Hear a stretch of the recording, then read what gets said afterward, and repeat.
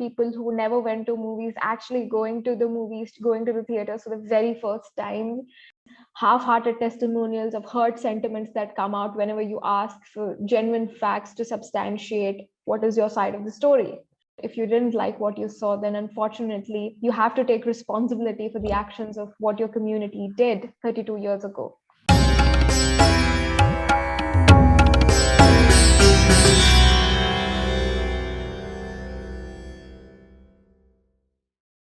Hello, namaste, and a very good evening. Welcome to Citti Media. I'm your host, Citti.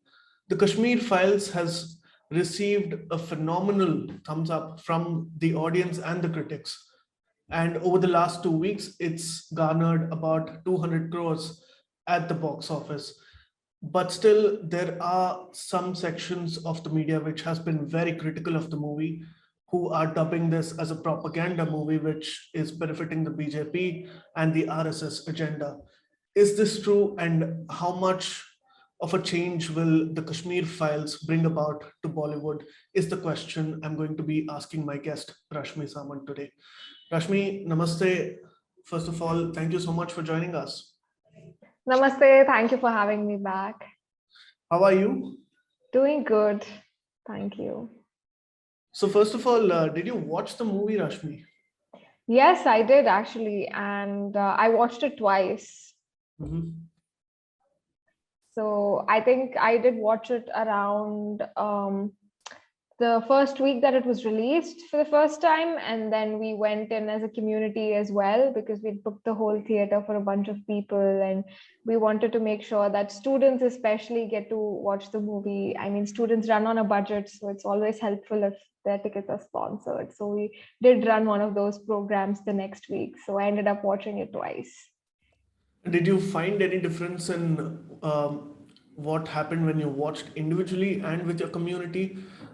Because what happens is, as students of media and film studies, we are made to watch a particular movie time and again with different atmospheres and experiences just to get different perspectives from the movie that you watch. I think it does make a lot of sense, because there was definitely a different experience I had when I watched it as a community, with people who I know, and rather as compared to how I felt when I was watching it alone. I think watching it alone, it felt more like it was very painful watching it alone, I think. And watching it with the community, made it feel more as a thing that we need to wake up to as a community, something that we Right. can work on. There was more hope watching it together with the community, but watching it alone just felt absolutely hopeless. And it felt like, that the plight was real, and it's something that you cannot get over. But then there was also this hope for justice that you get when you see as a community, Right. because you see it resonating with so many people who are watching the movie with you. So there was this stark difference. I understand where you're coming from, because the time when I watched the movie, I was watching it alone, and I went in a bit of a hurry. And normally, I tend to go to movies with my friends, and I don't watch movies alone. But when I was watching this movie alone with strangers in the theater, I had a feeling that I was in a particular community and I felt what they were going through.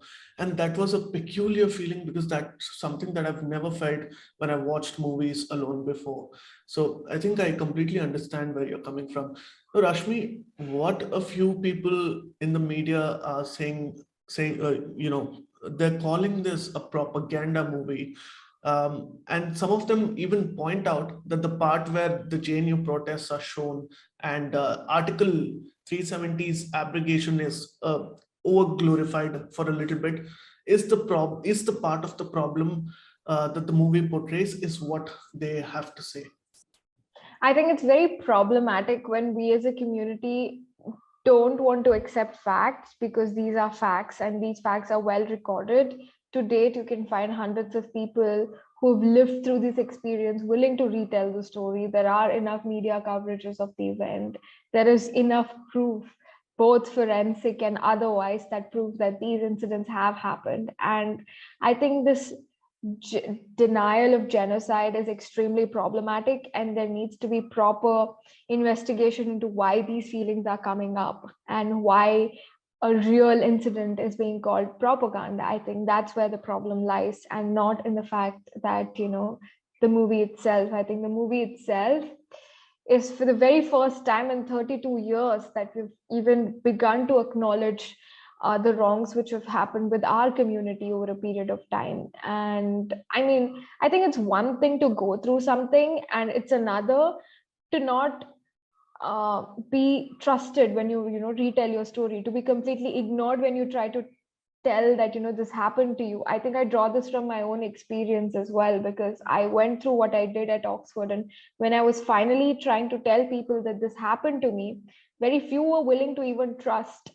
So I think it's this, there's this level of hopelessness that comes when you've been through a traumatic experience, and then you go on to retell it only for nobody to believe you and to completely whitewash and gaslight what you went through. So I think it's very real. And though, what I went through is nothing compared to what the Kashmiri Pandits did, I can sort of relate to the feeling of being not heard. Completely understand.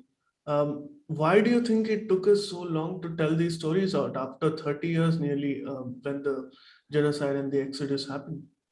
I think the answer is very simple. It's institutional bias. I think we're very naive that to even believe that institutions that we've set up over a period of time, they are just, they are, they follow the rule, they are equal. They're not. Trust me. And I speak of this from my own experience. I speak of, from my own experience of experiencing institutional bias in the West, where the institutions are supposed to be in quotes, um, more just, well balanced, and posed to look at both sides of the story. Unfortunately, it's not. And I think we are naive enough to believe that the institutions protect us and that the institutions look at the side of the story from both ways, but it doesn't.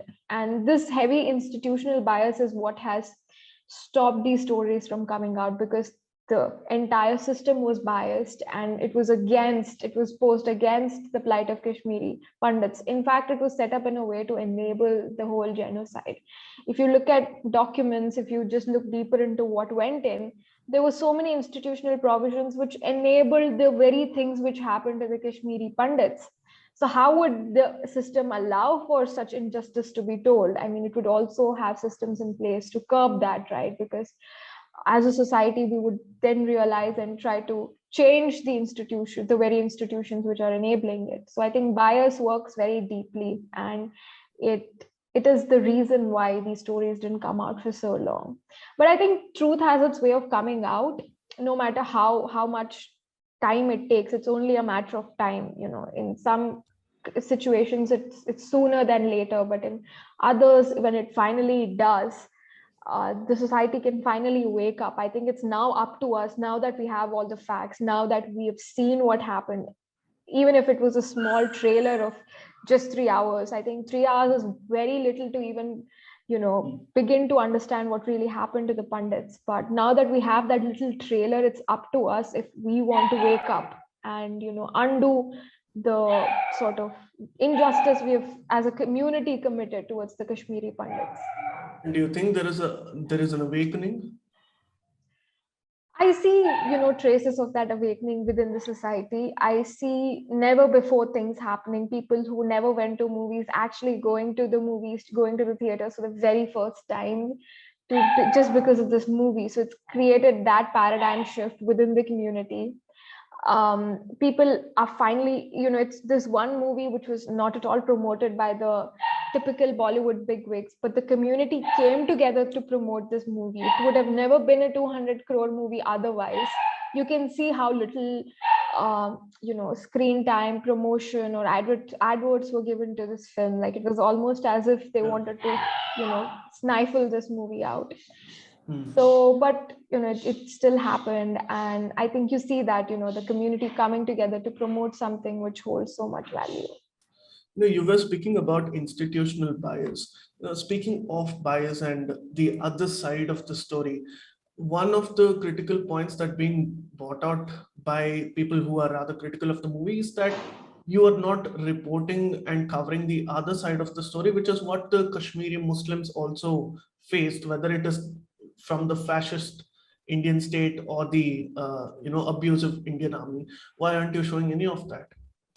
I think it showed both sides of the stories because there was equal screen time given to both Kashmiri Muslims and both Kashmiri Hindus who are an integral part of the Republic of India. And I mean, if they didn't like what they saw, then I think we cannot change facts just to please a certain community. It is what it is, and we cannot dumb it down for for someone's sentiments. It is what it is, and it is unfortunately the truth. If they have facts to substantiate otherwise, then I think we are more than willing to engage. But unfortunately, that is not so. It is just these half-hearted testimonials of hurt sentiments that come out whenever you ask for genuine facts to substantiate what is your side of the story. There is no other side of the story, and the other side of the story is what you saw in the film itself. So I think there has been equal portrayal of both sides, but if you didn't like what you saw, then unfortunately you have to take responsibility for the actions of what your community did 32 years ago. How does this change things for Bollywood, especially with regards to the Hindu ecosystem that's now taking shape after 6, 7 years? Is this a watershed moment in the sense of a rightward direction or a transition of a soft power? Speaking of Bollywood, I think it's about time that Bollywood comes out of these high production films wherein it's more of fiction than fact, and we actually move towards a space where we document actual human sentiments and actual human events which have happened in real time in our history.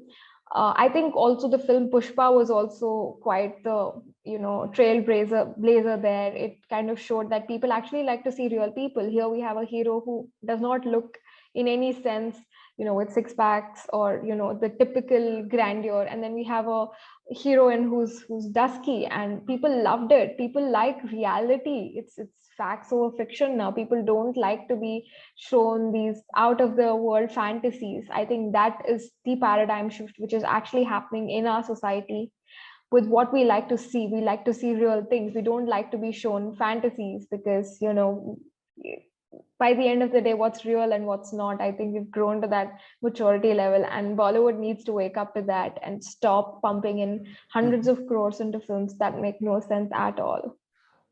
Were you surprised when a few celebrities from the other quarter were actually praising the movie and encouraging people to go and watch the movie? I'm not going to take names.